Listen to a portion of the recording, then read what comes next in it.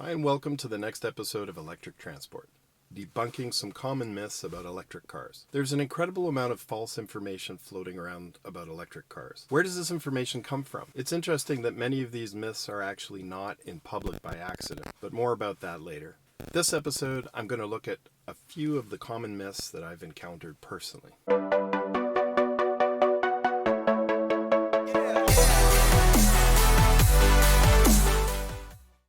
In 2008, Tesla brought back the electric car to prove it could be a viable and sustainable form of transport.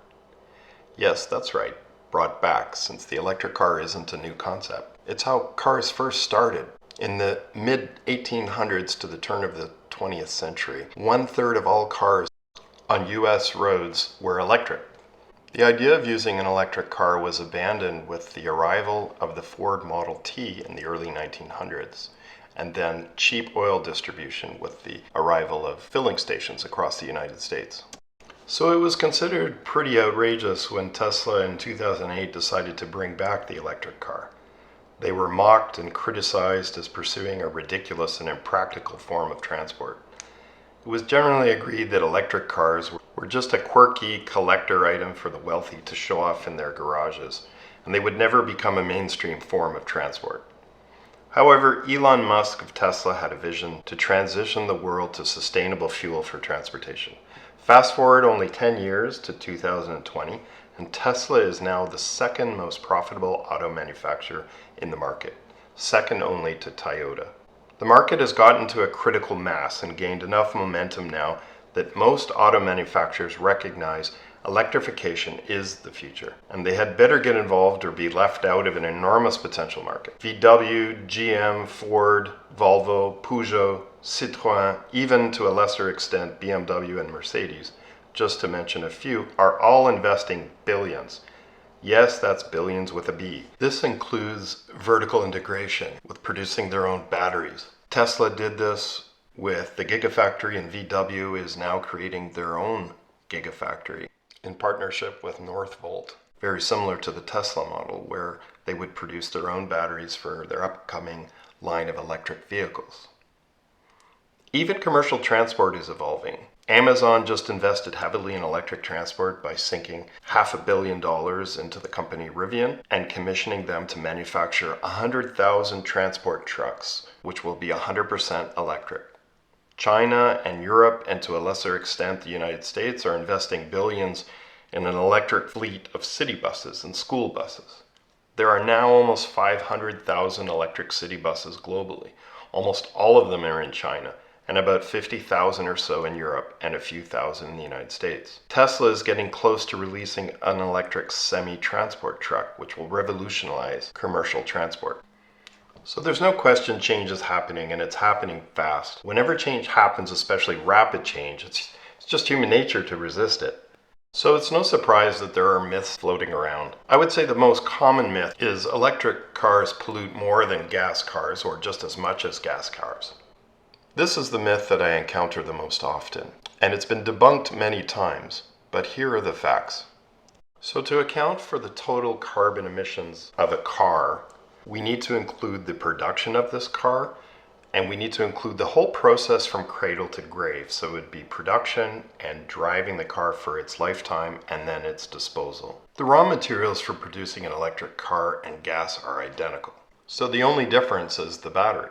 It used to be the production of the batteries added 15 to 60% higher CO2 emissions to the manufacturing process, depending on the size of the battery. So Tesla would technically be the worst offender here because they have some of the largest charge capacity batteries in the industry, or at least they used to. However, a good portion of the higher CO2 emissions takes into account the mining and amount of transport of the raw materials for the batteries. Tesla has worked on minimizing the amount of raw materials that needs to be transported by reformulating their battery chemistry. For example, they reduced the amount of cobalt in the newest generations of batteries so that would reduce the amount of shipping that's required from Africa and China, for example. In addition, they now have set up and opened a gigafactory in China, which is another large source of raw materials, and so the raw materials are close by to the factory. So if we compare electric vehicle production with gas vehicle production, They're identical except for the batteries. So 7 tons, as it turns out, is the amount of CO2 that's produced by manufacturing a car, which is the same whether it's gas or electric. The additional amount of CO2 that's produced with the production of the batteries is about 1 to 4 extra tons of CO2. However, we also now need to look at the lifetime of the vehicle and what is coming out the tailpipe. On average, in the United States, a gas car will produce 57 tons of carbon dioxide, whereas an electric car will produce 28 tons, half. In Canada, this difference is much greater because in Canada, 59% of electricity is produced by hydroelectric power, and so considered to be renewable or green compared to coal or natural gas. So in Canada, the CO2 emissions of an electric car over its lifetime would be much lower than 28 tons. A good overview is provided by the International Council for Clean Transport, or the ICCT, based in Europe. The website carbonbrief.com produced a nice graph summarizing the ICCT report comparing conventional ICE cars, hybrids with electric cars in Europe. It's really apparent here that when you take into account all factors for the life cycle of a car, electric cars have about half the emissions. In a country like Norway and soon the United Kingdom, where the vast majority of hydro production is through renewable sources, the differences become much greater. I think we can say that this myth of gas cars versus electric cars having the same, or in fact EV cars producing more pollution, we can say effectively has been debunked. Have a look. I'm going to put the link up here of a really good website that does a nice explanation of debunking this myth.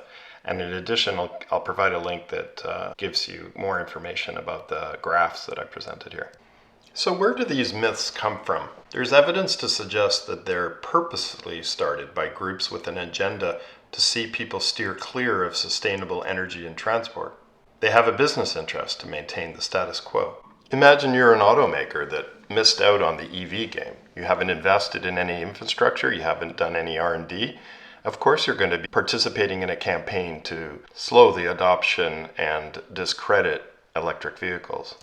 CleanTechnica.com examines Router's publishing of news from Japanese automakers explaining why EVs are unlikely to be practical. They do a good job of debunking these published articles. In addition, this website, linked here, is a devoted site to debunking FUD creators on climate change issues. They exposed a think tank called the Manhattan Institute that produces articles denying climate change. Just over a year ago, they published an article claiming that EVs were actually worse for the environment. The assumptions for this article have been completely disproven since then. However, it's been used by politicians to propagate this myth. It turns out, according to this website, the Manhattan Institute is funded by big oil and gas. And it turns out that the author of the article is also an adjunct fellow of the Manhattan Institute. The rapid change occurring right now in the electrification of transport means greater sustainability in the long run. The naysayers are becoming the minority as these changes build momentum. I'm happy to say that Tesla, who is leading the way with these changes, seems to be past the point of no return and is doing exceptionally well. As more manufacturers realize the size of the market's potential and they seem to be embracing electrification and engaging in vertical integration, it looks like the electric vehicle is here to stay. Next time I'll look at some more myths surrounding EVs and have some fun debunking them. Until then, this has been Electric Transport. Thanks for watching, and don't forget to subscribe and hit like.